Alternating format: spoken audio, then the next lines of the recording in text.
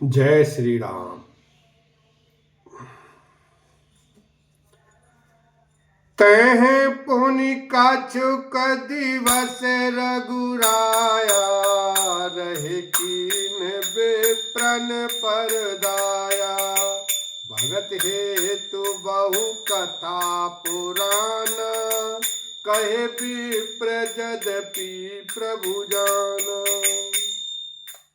श्री रघुनाथ जी ने वहां कुछ दिन और रहकर ब्राह्मणों पर दया की।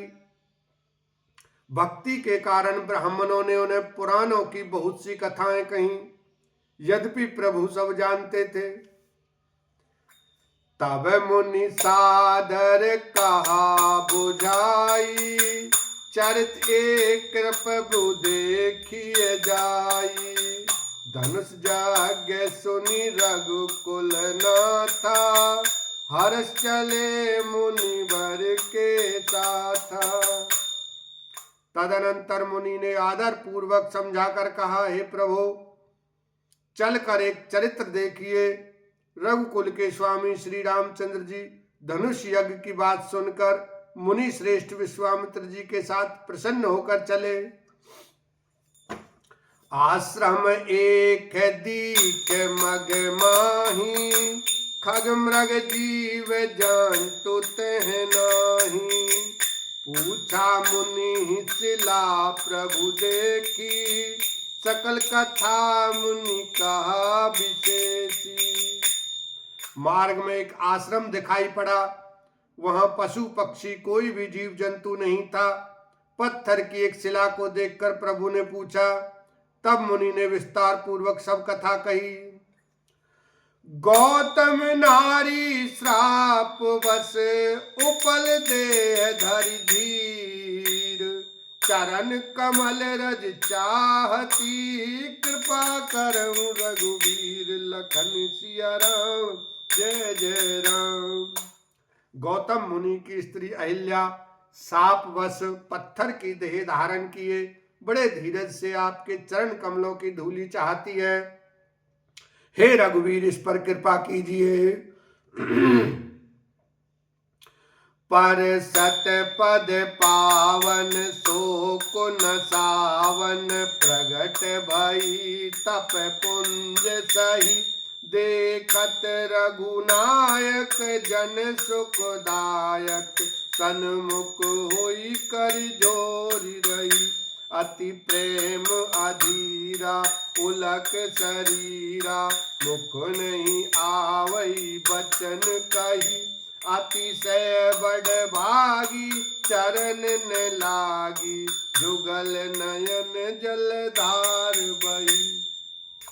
श्री राम जी के पवित्र और शोक को नाश करने वाले चरणों का स्पर्श पाते ही सचमुच वह तपोमूर्ति अहिल्या प्रकट हो गई।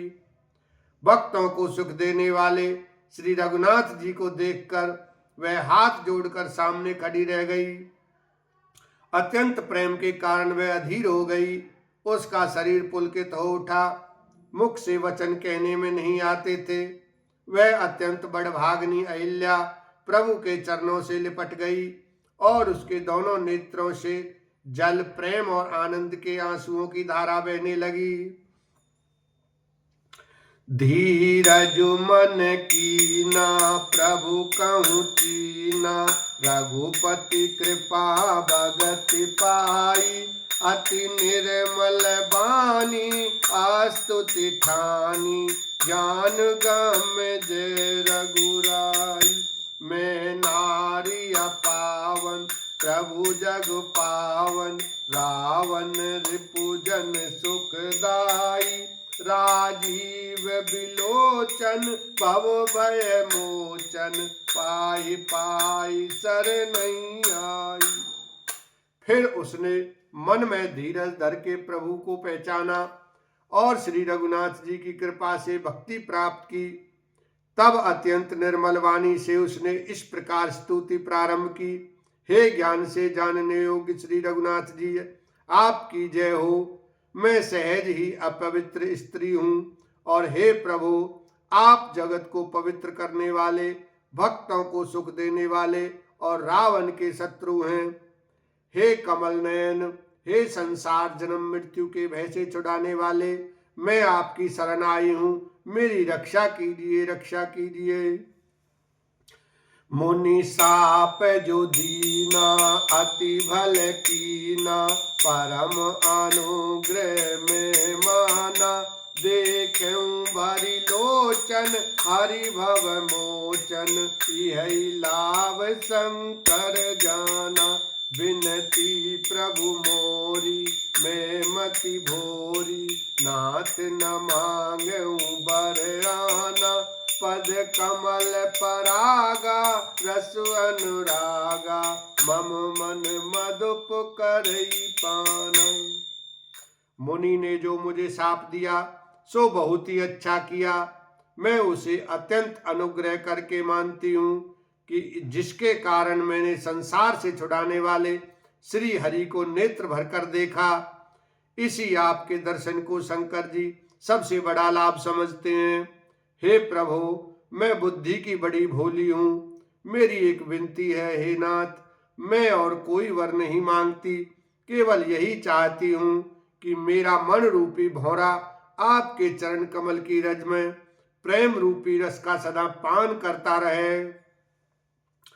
जेहि पद सुर सरिता परम पुनीता, प्रगट भई शिव शीस धरी, सोई पद पंकज जेहि पूजत अज, मम सिर धरऊ कृपाल हरि। एहि भांति सिधारी गौतम नारी, बार बार हरि चरण परी, जो अति मन भावा सो बर पावा, गए पति लोक आनंद भरी। जिन चरणों से परम पवित्र देव नदी गंगा जी प्रकट हुई, जिन्हें शिव जी ने सिर पर धारण किया और जिन चरण कमलों को ब्रह्मा जी पूजते हैं, कृपालु हरि आपने उन्हीं को मेरे सिर पर रखा। इस प्रकार स्तुति करती हुई बार बार भगवान के चरणों में गिरकर जो मन को बहुत ही अच्छा लगा, उस वर को पाकर गौतम की स्त्री अहिल्या आनंद में भरी हुई पतिलोक को चली गई। अस प्रभु दीन बंधु हरि, कारण रहित दयाल, तुलसीदास सटते ही भजू, छाड़ी कपट जंजाल, लखन सिया राम जय जय राम।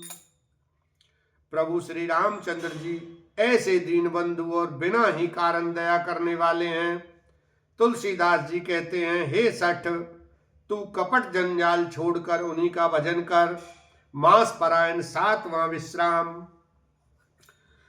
चले राम लक्ष्मण मुनि संगा, गए जहां जग पावनी गंगा, गादि सुन सब कथा सुनाई, जय प्रकार सुरसरी मैयाई।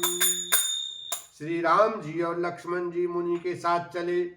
वे वहां गए जहां जगत को पवित्र करने वाली गंगा जी थीं। महाराज गाधी के पुत्र विश्वामित्र जी ने वह सब कथा कह सुनाई, जिस प्रकार देवनदी गंगा जी पृथ्वी पर आई थीं। बोलो रामचंद्र भगवान की जय, उमापति महादेव की जय।